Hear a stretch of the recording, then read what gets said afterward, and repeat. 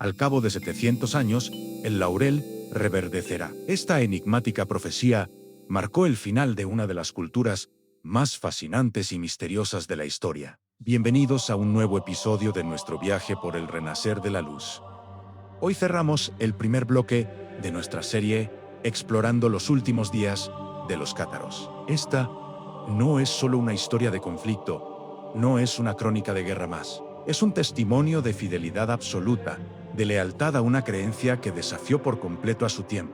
Viajaremos a la cima de una montaña sagrada en el corazón de Occitania, para comprender cómo un grupo de hombres y mujeres se mantuvieron fieles a su verdad hasta las últimas consecuencias. Nos adentraremos en los muros de Montségur, el último bastión de los llamados hombres buenos, y descubriremos por qué su historia, lejos de ser un final, es en realidad un comienzo, una promesa de que la luz, sin importar cuán densa sea la oscuridad, siempre encontrará el camino para volver a brillar.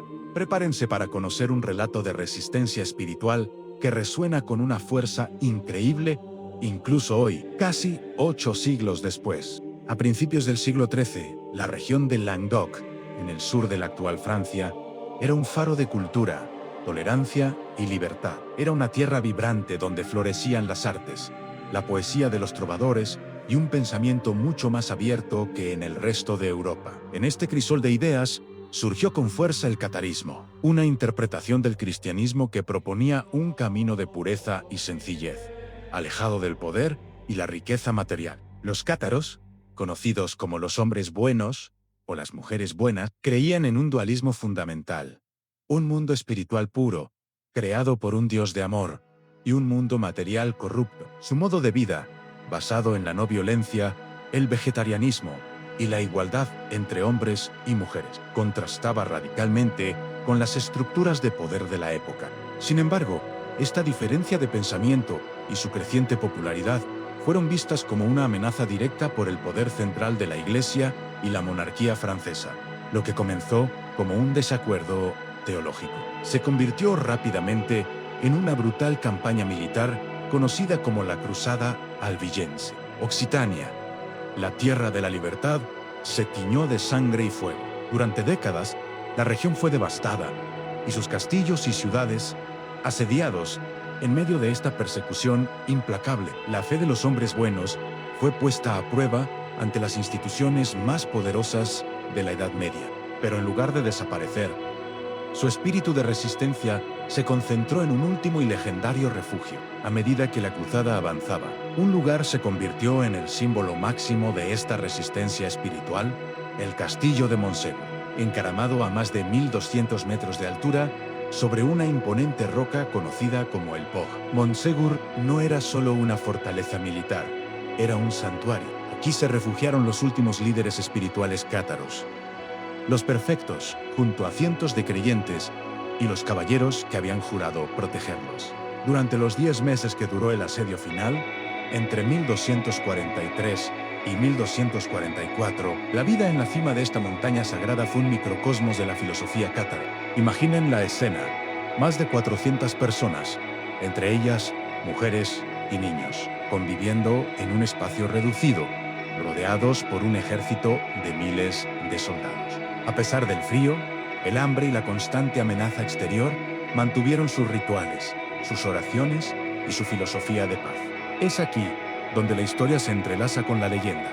Se cuenta de la extraordinaria convivencia entre los fieros caballeros defensores, liderados por Raymond de Peraille, y los líderes espirituales, los perfectos que se negaban a portar armas y a participar en cualquier acto de violencia, fieles a sus votos. Montségur se transformó en la última ciudad cátara, un faro de luz que se negaba a extinguirse, desafiando desde su nido de águilas al mundo que pretendía aniquilarlos. Cada piedra de este castillo guarda el eco de su resistencia pacífica. El 16 de marzo de 1244, tras casi un año de asedio, llegó el momento definitivo. Las defensas de Montségur habían caído y a sus habitantes se les ofreció una última oportunidad: abjurar de su fe, renunciar a sus creencias, y sus vidas serían perdonadas. La alternativa era la hoguera. Durante 15 días, una tregua permitió a los asediados tomar su decisión. En un acto de increíble voluntad colectiva, más de 200 personas, hombres y mujeres, eligieron mantenerse firmes en su verdad. No hubo dudas, no hubo lamentos. Según las crónicas, aquellos que aún no habían recibido el consolamentum, el único sacramento cátaro que garantizaba la salvación del espíritu, lo pidieron en ese momento, sabiendo lo que les esperaba. Al amanecer del día 16, descendieron la montaña no como prisioneros derrotados, sino con una serenidad que dejó perplejos a sus captores. Caminaron juntos, cantando, hacia el gran campo al pie de la montaña, un lugar que hoy conocemos como el Prat dels Cremats, el Prado de los Quemados. Allí les esperaba una gigantesca pira. Su salida de la fortaleza no fue una derrota, sino el paso final hacia lo que ellos consideraban la liberación definitiva del espíritu, la ruptura final con el mundo material corrupto. Fue un acto de fidelidad inquebrantable, un testimonio silencioso y poderoso que transformó un acto de crueldad en un símbolo eterno de integridad. ¿Qué quedó después de aquel día en el Prado de los Quemados? Oficialmente, el catarismo fue erradicado, desaparecieron de los registros históricos, sus textos fueron destruidos y sus seguidores dispersados, pero su legado sobrevivió, transformado en leyenda. Una de las más famosas habla de un tesoro que fue evacuado de Montsegur en secreto, noches antes de la rendición. No se trataba de oro ni joyas, sino de algo mucho más valioso, el conocimiento sagrado de los cátaros. Quizá textos o reliquias que contenían la esencia de su sabiduría, y junto a la leyenda del tesoro, quedó la profecía que escuchamos al principio. Al cabo de 700 años, el laurel reverdecerá. El laurel, símbolo de la victoria y la inmortalidad, reverdecería. Muchos interpretan esto no como un retorno físico, sino como el resurgimiento de su espíritu, de su búsqueda de la luz interior y de la verdad personal. La influencia de los cátaros perdura en la historia del pensamiento libre, en la búsqueda de una espiritualidad auténtica y directa, sin intermediarios. Hoy, su historia nos invita a una profunda reflexión. ¿Qué estamos dispuestos a defender con total integridad? ¿Cuál es esa verdad interior por la que nos mantendríamos firmes sin importar las consecuencias? El eco de Montsegur nos recuerda que hay fuerzas que trascienden la vida y la muerte. Gracias por acompañarnos en este viaje. En el próximo episodio cambiaremos de rumbo y daremos la bienvenida al renacer natural, explorando el origen de Ostara y la celebración de la primavera.